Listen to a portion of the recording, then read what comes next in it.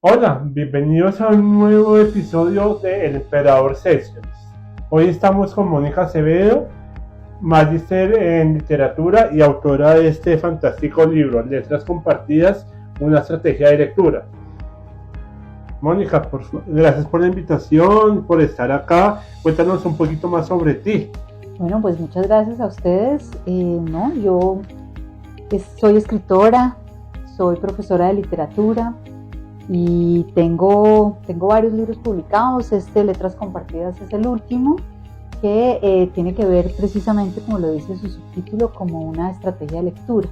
Tengo otra novela que se llama Verdades a Medias, con el sello Tusquets, que salió en el 2023, que es una novela de novelas. Es un juego metaliterario en el que un escritor que se llama Tobias Schneider le escribe una carta a su esposa contándole quién es una exnovia que hace mucho tiempo ha dejado de ver, y la forma como le escribe es presentándole fragmentos de de lo que él ya ha publicado. Entonces ahí se convierte como en un juego metaliterario.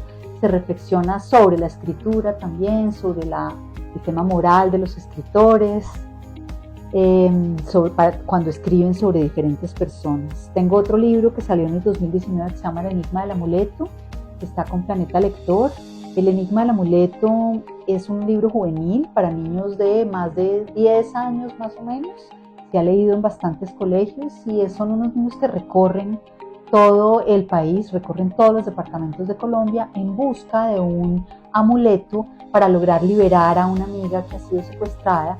Y ese amuleto pues está compuesto de elementos culturales, elementos literarios, elementos geográficos, de todo tipo. Entonces pues es un viaje por todo Colombia. Bueno, una parte del libro habla sobre los clubes de lectura y precisamente en esta sesión nos queremos enfocar en eso, los clubes de lectura. Por eso el nombre de este episodio se llama Leer no es lo mismo que comprender, el poder de un club de lectura. Cuéntanos un poco sobre esos clubes de lectura que tú diriges. Bueno, yo dirijo el Club de Lectura de la Universidad de los Andes. En el Club de Lectura de la Universidad de los Andes tenemos una lectura más clásica. Tratamos de leer libros que pertenecen como al canon literario. Llevamos casi 70 libros desde el 2019 que arrancó este club. Se puede meter cualquier persona, puede ser de la comunidad de la universidad o de cualquier lugar. Incluso estudiantes también están aquí, estudiantes de la universidad que obtienen un crédito cuando están en el club. En esto lo que hacemos es, nos reunimos 2 veces al mes y también invitamos profesores y profesoras del departamento de literatura. Entonces pues hacemos una lectura un poco más dirigida, pero también es dinámica. También nos nutrimos de la participación de todos de los comentarios de todos los partícipes. Ahorita, por ejemplo, acabamos de terminar Dublineses de Joyce, acabamos de terminar todos los cuentos de Joyce y ahorita estamos leyendo Clarice Lispector. Estamos leyendo 2 novelas cortas de Clarice Lispector, que son La Hora de la Estrella y La Pasión según G.H. Y hacemos pues un análisis del libro desde el punto de vista de los estudios literarios, pero también hacemos una conversación dialogada sobre las percepciones, lo que tú viste en el libro, lo que otra persona, y así pues logramos como juntar todas las percepciones. Bueno, ese es el de los Andes. ¿Te cuento el otro? Sí, también, porfa, el de Letras Compartidas, ¿no? El otro se llama Letras Compartidas. Ese solamente se reúne una vez al mes y en ese leemos libros más contemporáneos, libros que están saliendo en este momento, novelas que se acaban de publicar. Algunas veces leemos ensayos, una que otra vez metemos algún clásico, pero casi siempre son libros contemporáneos. Y lo que se hace es que, como es solamente una vez al mes, pues es más, las reuniones la lectura es diferente, porque cada uno lee con unas bases y con unas claves de lectura y nos reunimos para analizar. Bueno, otro punto que tú mencionas en tu libro es das herramientas para leer de una manera más analítica, que considero es un factor importante al momento de hacer un club de lectura. Y en esta época en la que las personas dicen, ay no, es que yo leo tantos libros al mes, leo 30, leo 50, pero por ese afán de leer tanto no retienen. ¿Tú qué les recomendarías o consejos les darías para que puedan retener lo que leen, así lean varios libros? Pues sí, mira, realmente lo que yo estoy planteando con letras compartidas, y por eso yo lo llamo una estrategia de lectura, son 3 capítulos esenciales. En el primer capítulo estoy planteando cómo leer, porque lo que yo estoy proponiendo es 3 herramientas diferentes para que la lectura sea un poco más crítica, para uno pensar más en lo que lee y que le guste más, disfrutar más la lectura. Hay veces nos pasa que hay libros que no disfrutamos tanto, pero sí los valoramos muchísimo. Y por eso es que me gusta hacer esa división. Entonces el primer capítulo pues dice cómo leer. El segundo capítulo es un brochazo, se llama ¿Qué leer? Es un brochazo por los diferentes movimientos literarios y por los discursos narrativos. Estoy hablando desde la antigüedad hasta más o menos el siglo XX, para que la gente entienda pues qué es lo que hay allá afuera, por lo menos en Occidente. Obviamente pues en tan pocas páginas no puedo hacer una cosa profunda, sino simplemente es una especie de viaje por la historia de la literatura. Y en el último capítulo, cómo leer, cómo crear y operar los clubes de lectura, reúno precisamente algunas claves y consejos de cómo se hacen los diferentes clubes de lectura, ya sean de poesía, ya sean de novela, ya sean de ensayo, cómo se hacen las reglas de operación, cuál debe ser el objetivo, cuántas personas debe tener el club, cuántas veces se deben reunir, ¿no? Entonces, pues la idea es amarrar estos 3 capítulos para que todos se junten en lo que se llama letras compartidas. Bueno, un punto que tú tocas en tu libro, dices que el libro requiere la experiencia de la lectura para convertirse en literatura. ¿Podrías explicarnos un poco más ese punto? Pues es que yo creo que la literatura existe gracias a los lectores y las lectoras. Sin lectores y lectoras no existe la literatura. Un libro aquí guardado que nadie lo va a leer nunca y que nadie lo abre, pues es como comida de ratones, yo no sé, no existe, porque precisamente cada persona que se acerca al libro le va a dar una interpretación diferente. Una de las cosas que yo menciono en este libro es la teoría de la recepción, que bueno, pues es un teórico que no me voy a detener en él, pero siempre la recepción de cómo llega el libro a las personas va a variar. Hay tres personas que actúan, ¿no? Uno, o objetos también. Uno es el escritor, 2 es el libro como tal y 3 es quien lo lee, quien lo recibe, depende del momento en el que tú estés. Vamos a suponer que tú estás en un momento en el que, no sé, acabaste de terminar con tu pareja y entonces estás triste, pues claramente tú vas a leer de una manera diferente a como lo va a leer tal persona, porque de repente está en un momento pleno, entonces todos leemos diferente. Y a eso me refiero yo con que literatura no existe sin lectores. Bueno, otro punto que tú mencionas en tu libro son los horizontes de expectativas de una obra literaria, que tú dices que son 3: el lector, las expectativas y la función de la obra literaria en el colectivo. ¿Cuáles podrías definir un poco más esos 3 horizontes? Eso realmente es una cita de Jaus, precisamente el crítico literario al que yo estaba citando. Y eso es un poco a lo que yo me estaba refiriendo. Esos horizontes es lo que tú estás esperando de la lectura, es la forma como tú recibes la lectura, ¿no? Tú la vas a recibir de una manera, y también hay una función en la sociedad. La sociedad, el colectivo, espera determinadas cosas de ti. Entonces, no sé, vamos a suponer que tú perteneces a una comunidad cristiana, por poner un ejemplo, o religiosa de cualquier tipo.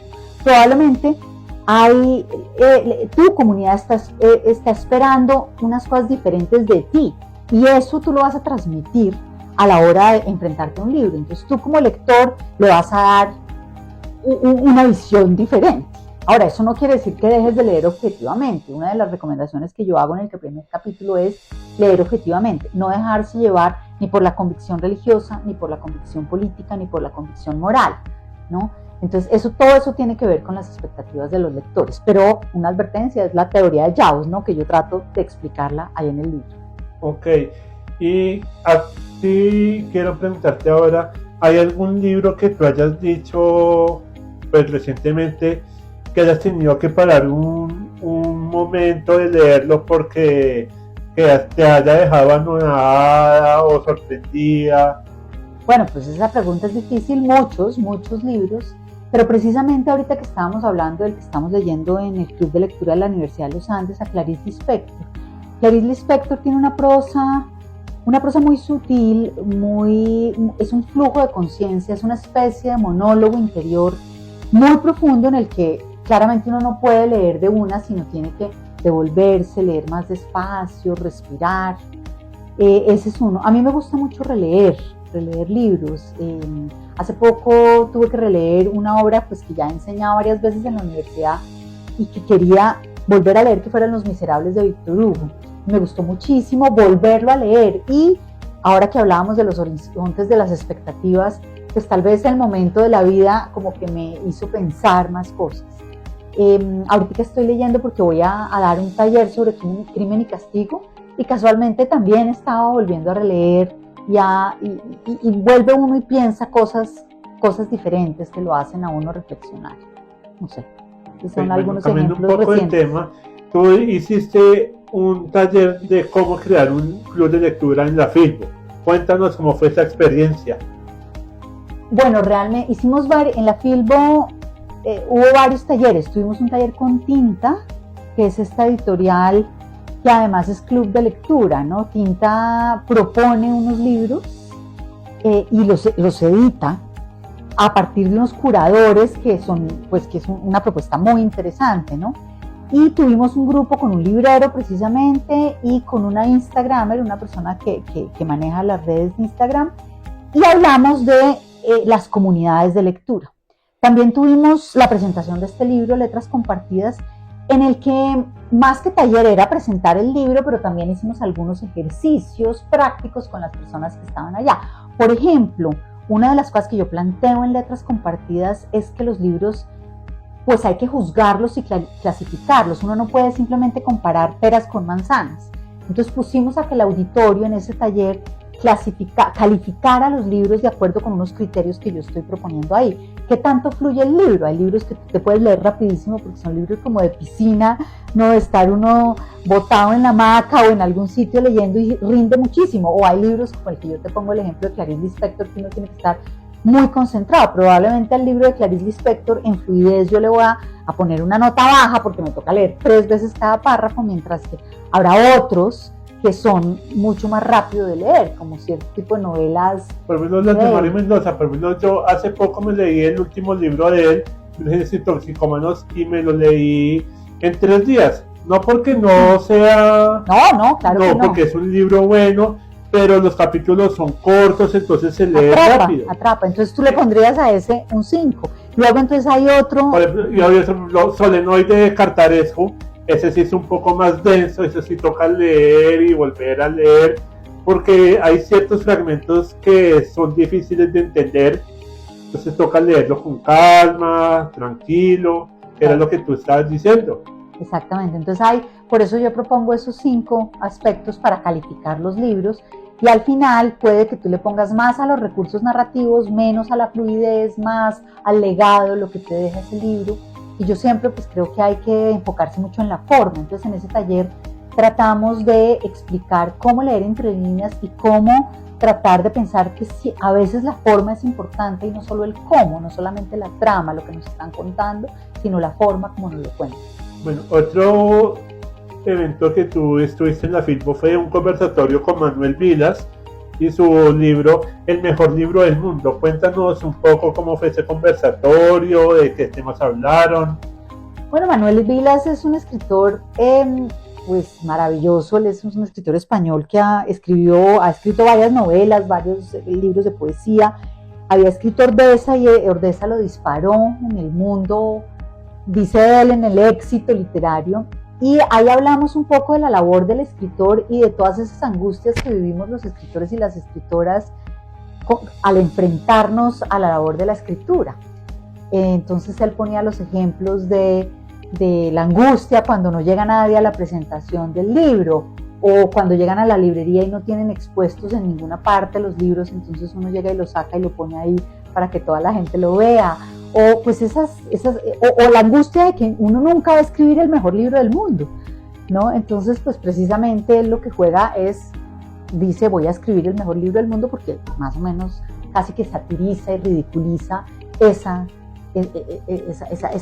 tensión que vivimos muchas veces los escritores y las escritoras. Bueno, quiero tocar un tema que tú hablaste ahorita, de los lectores muchas veces acumulan libros, y leer un libro no es dejarlo ya escondido o guardado en la biblioteca.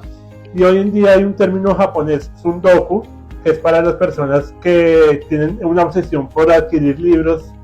¿Qué opinas de ese tema, o de las personas, me incluyo, que adquirimos libros y tenemos una larga pila de libros por leer? ¿Qué recomendaciones les darías para que no siga sucediendo, no sigan comprando compulsivamente? Pues creo que sería un poco hipócrita hacerte esa recomendación, porque yo soy la peor. O sea, tengo una pila así. Pues algunas veces yo recomiendo libros también en Instagram, no todo el tiempo, y en mi página web. Entonces me mandan libros de las editoriales, me mandan muchos libros, entonces mi pila llega casi que hasta el techo. Entonces sería muy hipócrita recomendando eso, pero lo que sí quisiera recomendar es leer, es decir, independientemente de lo grande que sea nuestra fila de libros, y eso sí sigo recomendando que sigan comprando, no importa que se llene la fila, sigan recomendando, que eventualmente uno pues le va a meter el diente a cada uno de los libros. Pero en el libro yo sí hago una serie de recomendaciones prácticas, muy prácticas, como mire, ojo con el celular, ojo con pasar las redes, ojo con... leer es lo mismo que hacer ejercicio. Entonces, pues, si usted a veces le está dando mucho sueño leer, pues trate de hacer 5 minutos, de repente 10 minutos, de repente 15. También estoy proponiendo diferentes formas de lectura. A mí me parece que los audiolibros es una excelente opción. Ahorita que llegué temprano a esta reunión, me puse a oír un audiolibro que hace rato quería oír. A veces para releer libros es buenísimo el audiolibro, la forma de narrar. Entonces eso en el carro, en el trancón, en el Transmilenio, no sé, es una buena opción. Las opciones digitales también son maravillosas.